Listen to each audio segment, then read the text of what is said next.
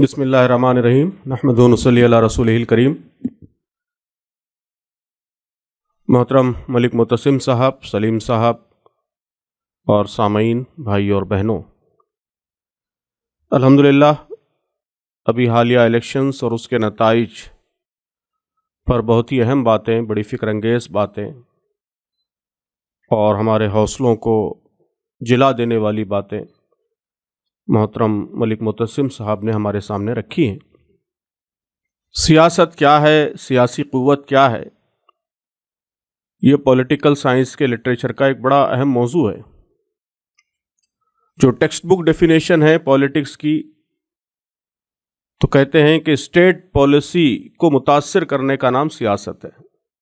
سیاست اس چیز کا نام نہیں ہے کہ آپ کتنے ایم پیز پارلیمنٹ میں بھیج رہے ہیں، آپ کی کمیونٹی کے کتنے لوگ الیکٹ ہو رہے ہیں وغیرہ، یہ نہیں ہے، بلکہ جو بھی طریقے ہوں، جو بھی ذرائع ہوں، اس کے ذریعے اسٹیٹ کی پالیسی کو متاثر کرنے کا نام سیاست ہے۔ اور ڈیموکریٹک سوسائٹیز میں، جمہوری معاشروں میں اسٹیٹ کی پالیسی کو متاثر کرنے کے لیے سب سے زیادہ ضروری یہ ہے کہ عوام کے ذہنوں کو متاثر کیا جائے، ان کی سوچ بدلی جائے، اس لیے کہ اسی کے نتیجے میں لوگ منتخب ہوتے ہیں، اسی کے نتیجے میں سیاست کا ایجنڈا، گورننس کا ایجنڈا، اسٹیٹ کی پالیسی کا ایجنڈا سیٹ ہوتا ہے۔ تو اگر اس بنیاد پر ہم دیکھیں گے تو میں سمجھتا ہوں کہ 2024 کا انتخاب ہندوستان کے مسلمانوں کی تاریخ کا ایک بہت ہی کامیاب انتخاب رہا ہے۔ اس میں مسلمانوں نے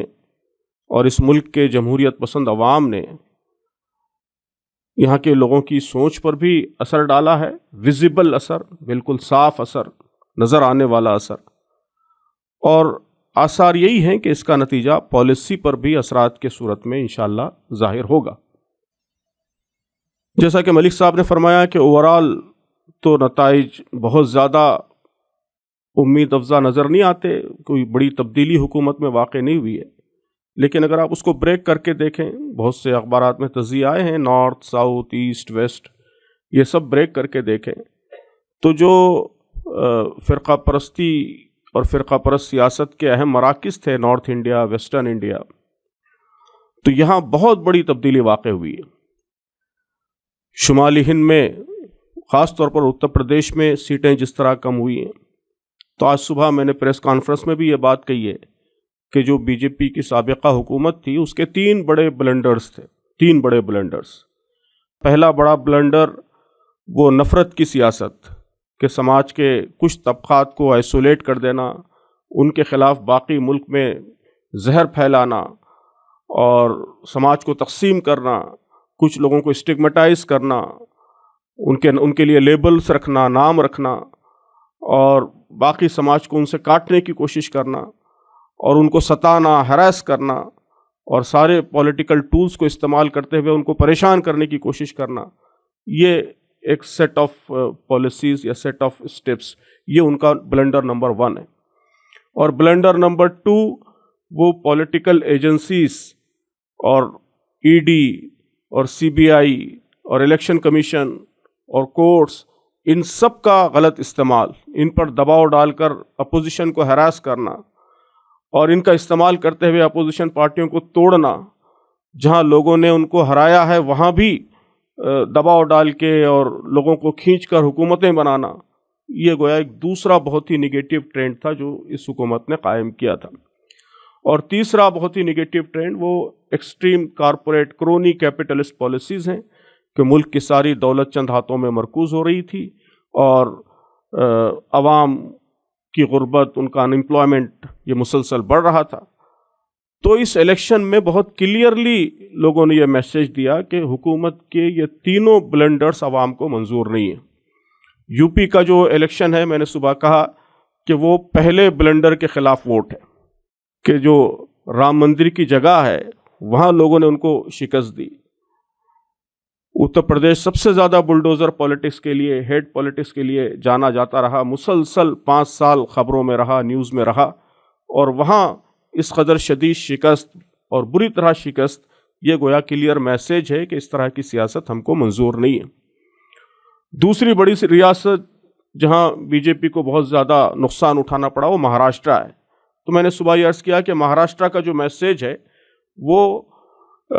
جوڑ توڑ کی سیاست اور لوگوں پر دباؤ ڈالنے کی سیاست، ای ڈی کی سیاست، سی بی آئی کی سیاست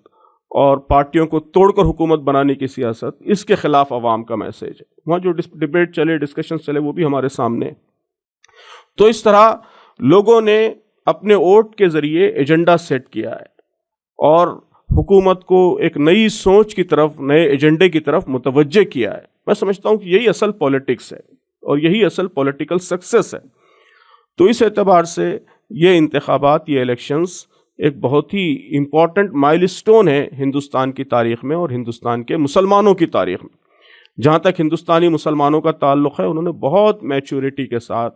اور بڑے غیر معمولی سیاسی شعور کے ساتھ اس انتخابی عمل میں حصہ لیا ہے۔ ابھی تک جو ہماری تاریخ رہی ہے کہ ہم وقتی جذباتی مسائل پر ریئیکٹ ہوتے ہیں، جذباتی طریقے سے ریئیکٹ ہوتے ہیں، اور عام طور پر یہی رہتا ہے کہ سیاست کا مطلب یہ ہے کہ ہمارے نمائندے منتخب ہوں، مسلمان نام کے لوگ زیادہ سے زیادہ پارلیمنٹ میں جائیں، یا مسلمانوں کے چند ایشوز، وقف ہے اور قبرستان ہے اور مسجد ہے، اس طرح کے ایک ایشوز کی لسٹ ہے، 8-10 ایشوز، اسی پر مسلمانوں کی سیاست ریوالو کرتی رہی ہے عام طور پر۔ اگر ہم اپنی سیاسی تاریخ کا جائزہ لیں، ہندوستان جیسے کہ ملک صاحب نے کہا کہ ہندوستان جیسے ملک میں جہاں ہم ایک انٹر ڈیپینڈنٹ ہیں، ایک دوسرے پر منحصر ہیں، ایک پلورل سوسائٹی میں رہتے ہیں،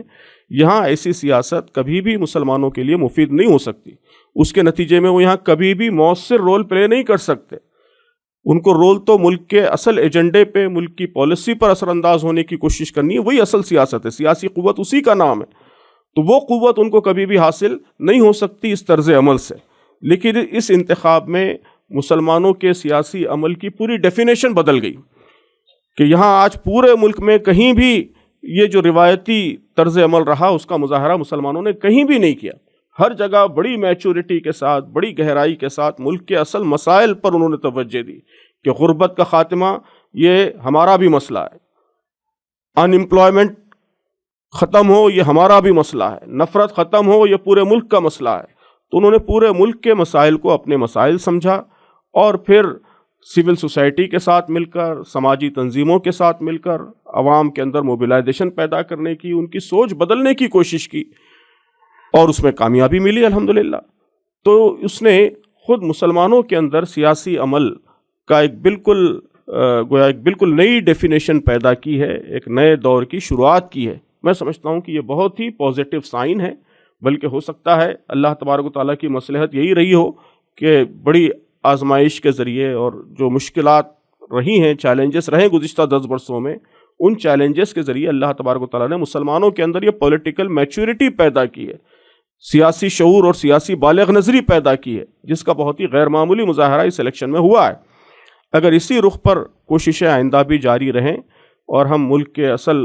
ایجنڈے پر، تعمیری ایجنڈے پر کام کرتے رہیں، قرآن و سنت کی تعلیمات کی روشنی میں عدل و انصاف کی طرف، جسٹس کی طرف پورے ملک کو لے جانے کی کوشش کرتے رہیں، اور اس میں سول سوسائٹی کے ساتھ، مختلف تنظیموں کے ساتھ، برادران وطن کے ساتھ، مائنورٹیز کے ساتھ، دلتوں کے ساتھ، کسانوں کے ساتھ، مزدوروں کے ساتھ، ان کے ساتھ تال میل کرتے ہوئے، الائنس بناتے ہوئے، کوalition بناتے ہوئے اگر جد و جہد کرتے رہیں تو انشاءاللہ مسلمانوں کا سیاسی مستقبل ملک میں بہتر ہوگا، تابناک ہوگا۔ صرف مسلمانوں کا نہیں بلکہ پورے ملک کا مستقبل بہتر ہوگا۔ تو میں سمجھتا ہوں کہ اس لحاظ سے یہ انتخاب بہت ہی منفرد ہے۔ تو کرنے کے کیا کام ہیں، ملک صاحب نے اس کی طرف اشارہ کیا ہے، کاموں کی طرف۔ میں نے اس کی بنیادی فلسفی یا اس کا بنیادی اپروچ کیا ہونا چاہیے اس پر کچھ باتیں عرض کی ہیں۔ ہمارے نوجوان خاص طور پر اگر یہ سیاسی بالغ نظری پیدا کریں اور اس رخ پر جد و جہد کریں تو موجودہ الیکشن نے بہت زبردست مواقع، اپارچونٹیز آگے کے لیے پیدا کی ہیں۔ اللہ تعالی ہم سب کو صحیح راستے کی طرف رہنمائی فرمائے